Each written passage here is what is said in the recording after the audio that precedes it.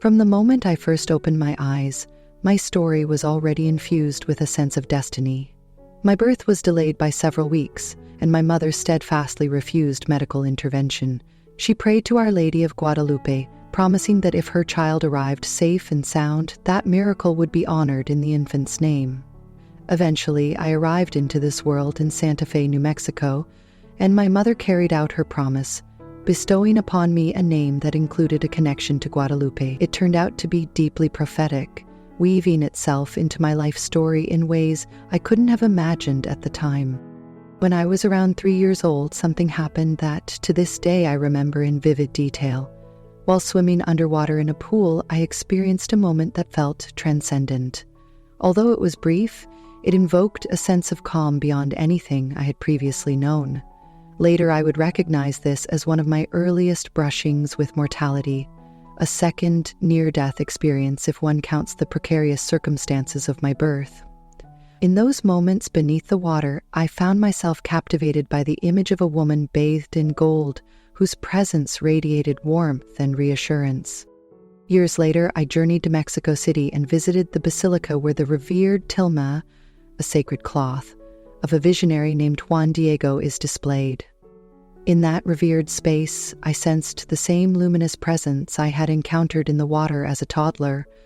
Something about that radiant figure mirrored the Blessed Mother, or Guadalupe as many call her, though words could never capture her true essence. At the time, I only gleaned that she was central to my life's journey, a guiding force who would prove more significant as I grew older.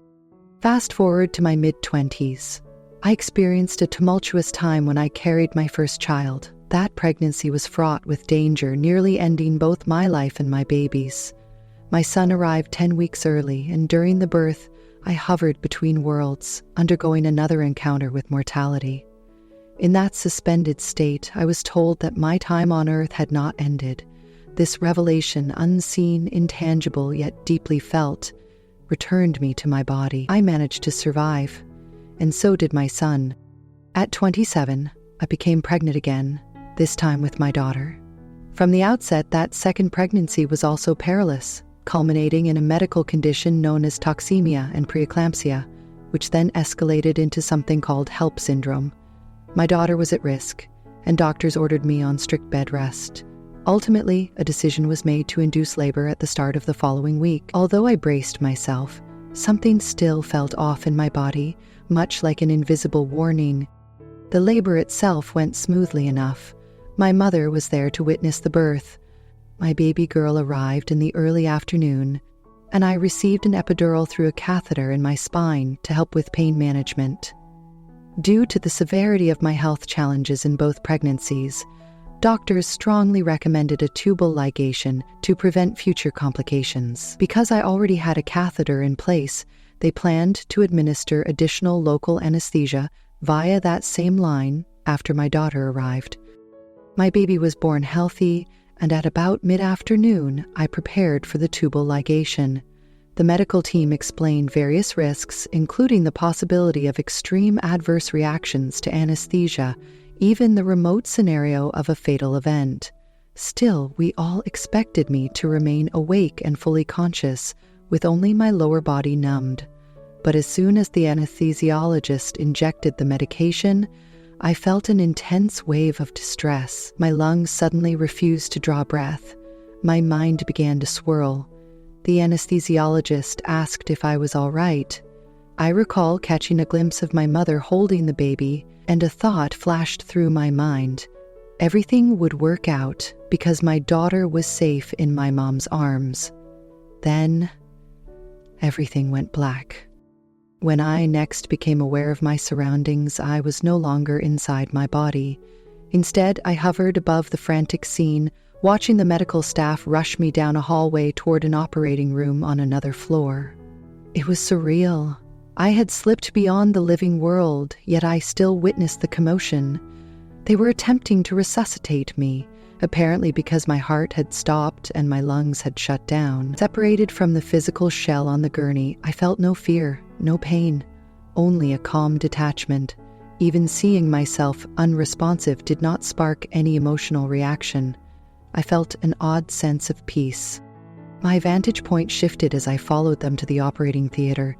I remember drifting nearer and then looking at myself from a vantage near the foot of the bed. My consciousness seemed to rotate, almost as though I were turning on some unseen vertical axis, and during that rotation, the entire room was consumed by a growing, brilliant pinpoint of light. Unlike a tunnel, it was more like a minute dot that rapidly expanded until it enveloped everything. Then, as my awareness entered the light, I experienced a realm where movement was both present and absent, where sound existed yet could not be labeled as music or song. Everything vibrated with a harmonious resonance, permeating me with tranquility and boundless acceptance. Suddenly, I sensed a presence. Although it was not a figure I recognized personally, it radiated tenderness and immense love. My mind compared it to an angel, but I refrained from defining it too narrowly. In that host of serene illumination, this being guided me into what felt like the protective embrace of a nurturing feminine force. That presence reminded me of the vision I had encountered as a child underwater, the benevolent golden lady I had silently adored. Decades later, I recognized her as Guadalupe. At the same time, the figure seemed to transcend that label, transforming into the Blessed Mother, who has appeared in different forms throughout human history to different peoples around the world. As I took in this scene, I noticed a brilliant flame at the being's heart center, flickering between shades of red and burgundy, all while intertwined with a luminous blue flame. These swirling lights formed a gateway through which an even more radiant brightness shone. Something within me understood that this core radiance was a threshold I could not cross. I perceived it as the epitome of creation, a center point of the divine. Instantly, I recognized it as a place beyond all earthly knowledge, the seat of the Creator, deeper than language could describe. Behind that nurturing figure stood another presence, even more expansive, one I instinctively recognized as male. Although I had never before encountered such an entity, I immediately linked it to a universal Christ consciousness, an expansive love and compassion that complemented the motherly energy I was witnessing. Looking upon the two of them felt like gazing at immeasurable light. I dropped to my knees in awe, or perhaps my spirit did so, because my non-physical form felt as though it bowed in reverence to something far beyond me. Then, a clear communication, though not in words, offered me a choice: return or remain. She, this divine maternal guide, made it clear that my purpose was not yet fulfilled, that my incarnate path held tasks undone, and that returning could serve a grander plan. At the same time, free will meant I could journey on, if I so desired. This moment stirred a deep introspection about the trials I had experienced, instances of abuse, heartbreak, near-death episodes, everything I had endured up to that point. I was allowed to see how these pieces fit together, and I also received a glimpse into what might lie ahead if I did go back. Wrapped in her warmth, I felt simultaneously comforted and gently nudged forward. Soon, 3 or 4 additional presences appeared, distinct from the maternal entity, and proceeded to escort me into a sequence of experiences. Suddenly, I realized that no time existed in that place. Everything occurred both instantaneously and yet with complete detail. The next scene opened up into what I can only describe as a boundless library, a repository brimming with knowledge. It wasn't filled with books in the ordinary sense, but contained living records, each shaped by energy. I recall perceiving something akin to an endless archive where every soul's entire existence is documented. Standing on what felt like a platform, I was invited to examine these living records, which contained every memory, every outcome, and every perspective. When one was accessed, it was as if I would step entirely inside it. I could even exchange viewpoints with people from my life, including those who had hurt me. I grasped how events affected others, how each person's motivations and fears rippled through reality. It was both overwhelming and enlightening.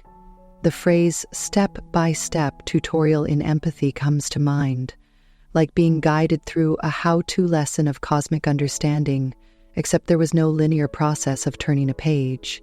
Instead, it was an immersive shift into each story.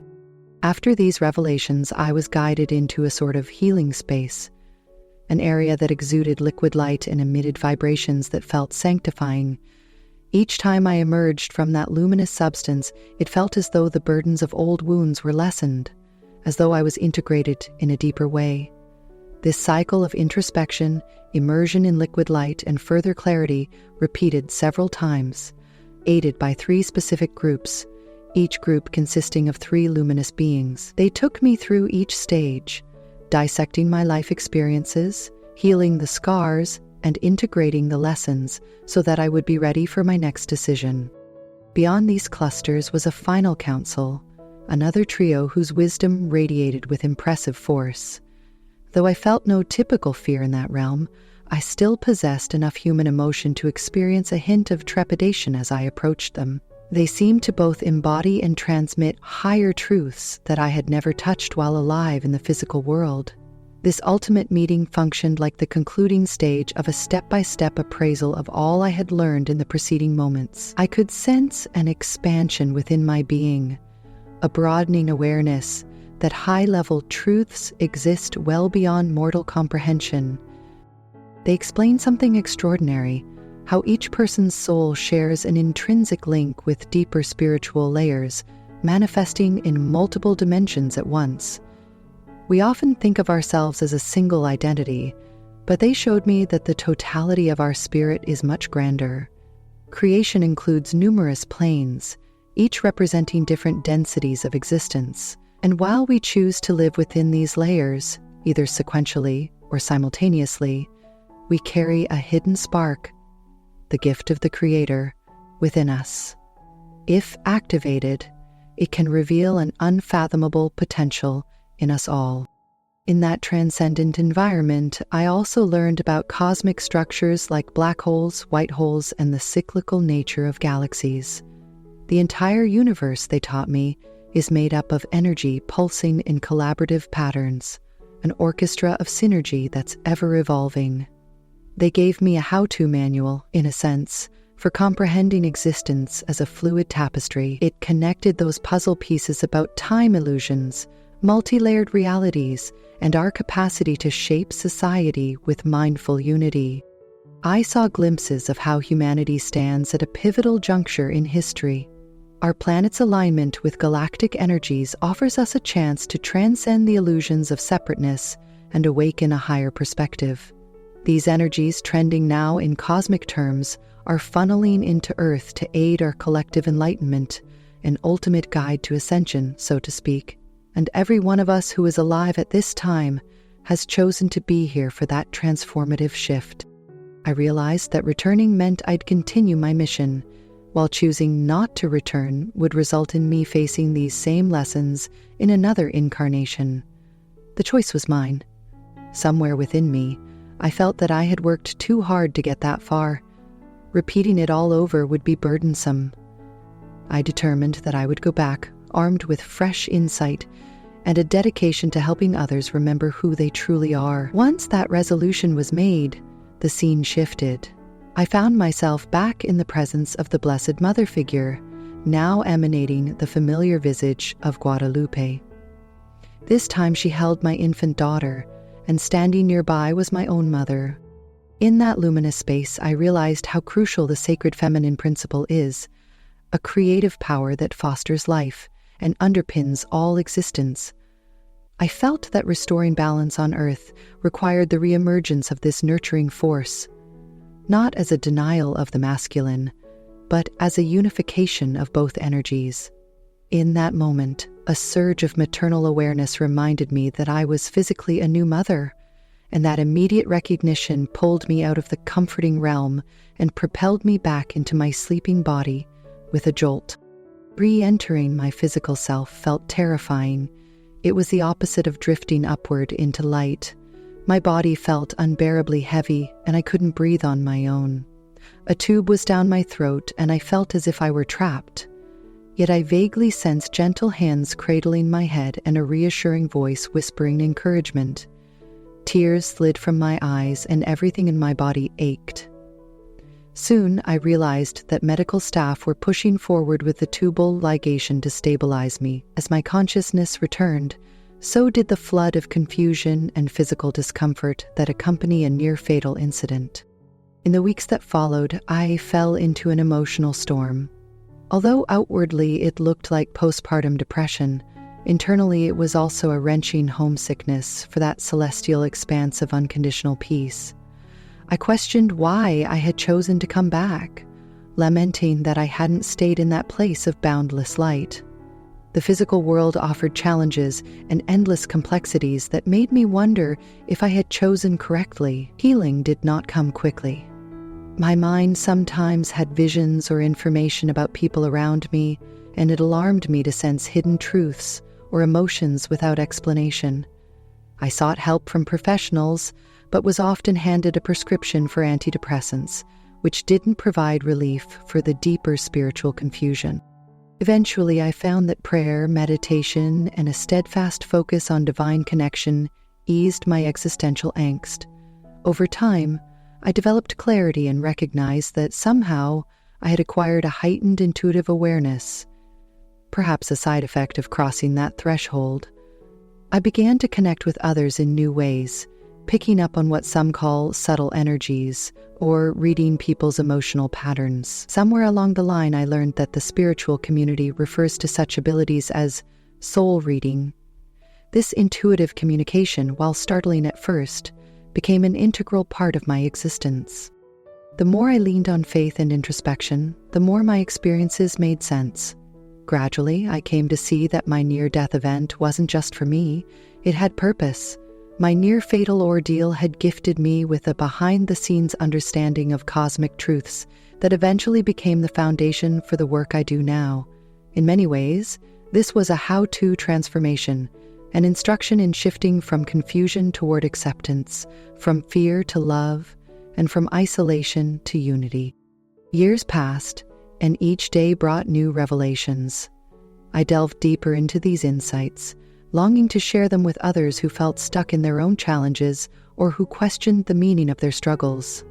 Through trial, error, and a step-by-step process of self-discovery, I observed that the best practices for healing often involve trusting one's higher guidance, while simultaneously being grounded in the present moment. I came to believe that every single life, with its trials and triumphs, contributes to the collective tapestry, and that genuine compassion for ourselves and for others helps us move beyond the world's illusions of scarcity and disconnection.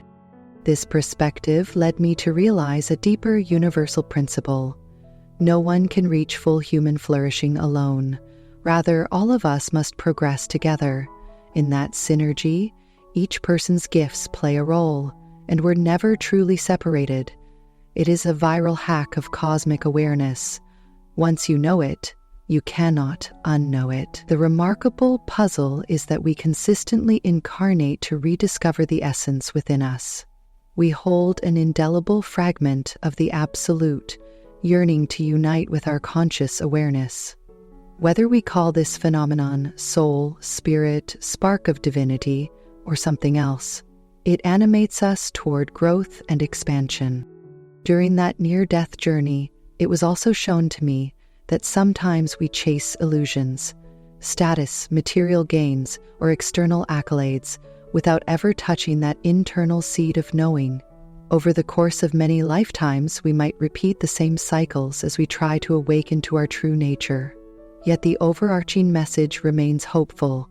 Each new birth provides another opportunity to break free from old mistakes, forging a better reality for ourselves and for the world. Many who receive glimpses of higher worlds bring back creative solutions and new ways of being, easy methods of bridging spiritual wisdom with everyday life. That is the point, so to speak, to let that spark within us manifest through genuine service, empathy, and innovation.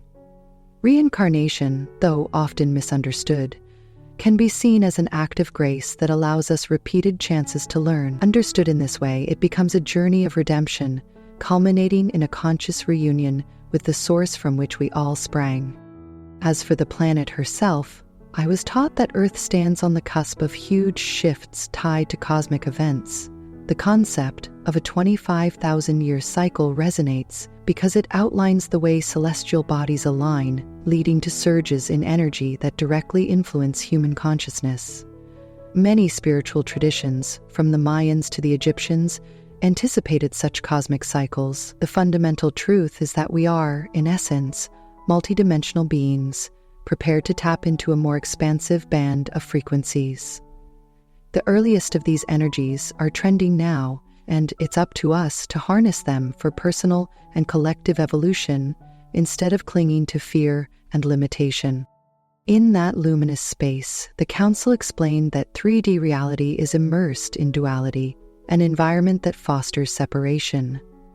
This is the dimension of opposites, light/dark, good/bad, up/down. But as we shift to 4D and beyond, we begin to glimpse ourselves as unified with all existence, bridging illusions of otherness. The 5D perspective is guided by love and cohesion rather than polarized thinking. Although differences might remain, they no longer divide us from each other. A practical, step-by-step approach to anchor that higher perspective is to infuse everyday thoughts with kindness, forging a new cultural norm of cooperation. The synergy of masculine and feminine energies emerged as a dominant theme, especially when the Blessed Mother figure cradled my newborn daughter. The Cosmic Mother, representing creativity and nurturing, forms the other half of the equation, with Cosmic Father energy, which is protective and innovative.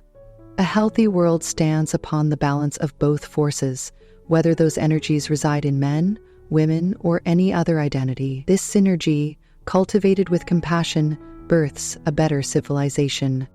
Coming back into my body, recovering physically, and coping with life was an arduous process. I faced confusion, regrets, and even rage at times for leaving that place of perfection behind. Yet with every breath, I remembered holding that sense of universal love in my consciousness.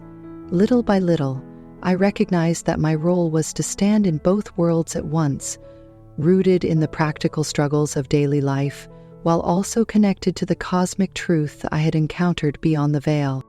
Over a span of about 3 years, I wrestled with how best to integrate these revelations into a stable life.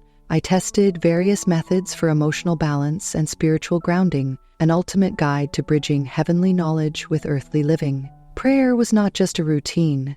It became an open channel for me to access reassurance and clarity. Meditation felt like a gateway to the same luminous space, though filtered through my human senses. I found that journaling quietly harnessed the swirling insights, letting them settle into coherent reflections that I could share with others. As I practiced this step-by-step form of self-restoration, I noticed patterns and realized that many who experience near-death events return with expanded perceptions, sometimes receiving what appear to be downloads of information about the nature of reality. But if these experiences remain unexplored, they often can feel like an avalanche of confusion. That is why I believe it's best to gently ease into them. How-to suggestions might involve reading spiritual text, attending workshops, or joining supportive communities. In my case, having family members who believed in the power of prayer helped me trust the intangible glimpses of wisdom that now flowed freely. Eventually, I felt moved to share these revelations with people who were hurting, questioning their purpose, or merely wondering if life extends beyond physical reality. Over time, I also discovered aspects of soul reading, an ability to pick up on emotional or energetic imprints that might be hidden. If someone approached me in distress, I sensed an internal stirring, accompanied by fleeting images or sensations. With care, I sought to convey supportive messages that might illuminate whatever they were struggling with. Such experiences underscored the responsibility that comes with spiritual knowledge, an understanding that it should never be used exploitatively.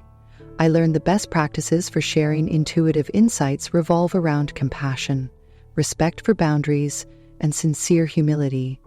It's a behind-the-scenes process that demands we continuously refine our alignment. If we intend to help, we need to remain receptive channels, free of arrogance, I discovered that tapping into higher inspirations is a collaboration.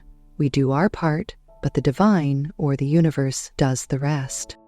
Now, looking back over the more than 2 decades that have passed since that near-death episode, I've come to appreciate it as a pivotal turning point, a catalyst that awakened me to the immensity of who we truly are. Every situation, whether a typical daily event or a life-altering crisis, carries potential for growth. In the cosmic sense, tragedies become open doors for deeper realization, and small challenges become stepping stones to resilience. Recognizing that adversity can be a powerful teacher is one of the top 10 strategies for processing life's hardships. These many years of study have impressed upon me the direct link between consciousness and our planet's destiny. If enough people awaken to their inherent unity, we can transform the world, forging a global narrative built on collaboration rather than division. I understand that many might consider this viewpoint overly idealistic, but from my vantage point in that realm of translucent light, I perceived no illusions of sabotage or hopelessness, only boundless possibility. Hence, we each have a pivotal role to play. One of the viral hacks for actualizing this transformation is choosing love in small, everyday moments, like offering a helping hand, showing gratitude, or engaging in mindful conversation. Spiritual philosophies and countless traditions affirm that collective shifts start within individuals.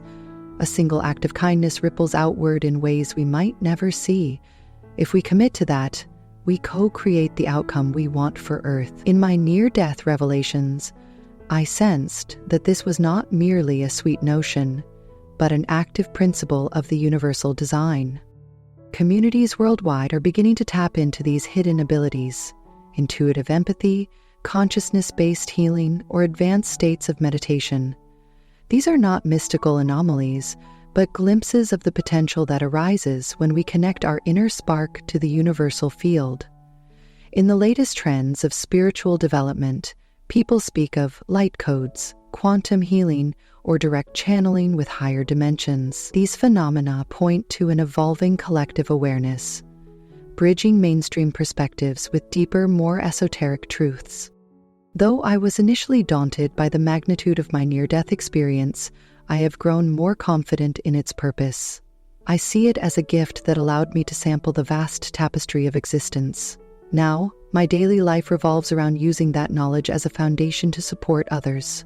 Whether sharing meditation techniques, discussing how best to handle intense emotional challenges, or simply offering a warm presence, the intention remains the same: expand love in the places that lack it. I often reflect on the final moment in that realm when the Blessed Mother held my daughter, reminding me of my newly born child and the responsibilities awaiting me. That memory evokes the message that we, as stewards of the next generation, have an obligation to nurture the seeds of compassion and wonder in young souls. Whether you're a birth parent or you guide others in a different capacity, the calling is universal. The earth is the home for all. We collectively determine its future health and harmony. Some might ask for a tutorial on how to maintain this higher perspective in the everyday hustle. My personal step-by-step approach involves beginning each morning with silent mindfulness, even if it's just a few minutes of inward reflection. I also anchor myself in prayer or thoughtful gratitude before bedtime. In between, I practice noticing my mood or reactions, especially if strong emotions flare. Then I gently realign with compassion instead of bolstering discord. Expert tips from spiritual traditions say to treat oneself kindly, even when mistakes occur. Be patient with personal growth. Realize that our steps forward and backward are all part of a grand process of awakening. In essence, the entire story, my dramatic birth, the miraculous survival of 2 high-risk pregnancies, and the life and death transitions, culminates in a single crucial lesson: every heartbeat is a gift. The near-death vantage reveals a broader tapestry where existence extends far beyond the borders of what our 5 senses report. And once you brush up against that truth, It forever influences how you relate to others, how you interpret events, and how you create meaning in your life. The near-death experience, while extraordinary, does not have to be singled out as the only pathway to deeper understanding. Being human in all its complexities is a continuous invitation to explore spiritual realities. The ultimate guide to a fulfilling life is simply showing up in authenticity, forging honest connections, and daring to remain open to divine nudges from beyond. Each of us can discover these insights without stepping foot into an operating room or teetering on the brink of mortality. The cosmos always speaks. We just have to learn how best to listen. Returning to a normal life after glimpsing the infinite can be painfully jarring. This was especially true in my case, where I felt an extraordinary sadness for months because earthly concerns seemed trivial next to the spectacle of universal radiance. However, with time, I recognized that the divine realm is not meant to be a distant dream, but a living essence we can channel into our daily tasks: raising children, making breakfast, driving to work, or caring for loved ones. We do not have to choose between spiritual awareness and a grounded, engaged life. We can harmonize both into a single, elegant expression of humanity. Today, I am deeply grateful that I found the courage to share my story. It has been a healing process in itself, bringing me serenity and renewing my conviction that none of our transformative experiences should be hidden away. Each personal awakening can serve as a lamp for others who might be stumbling through similar shadows. I cannot stress enough that we share energy on levels beyond our conscious understanding. My story, your story, and everyone else's stories merge and flow into the grand tapestry of creation. If one of us awakens, we all move a step closer to unity.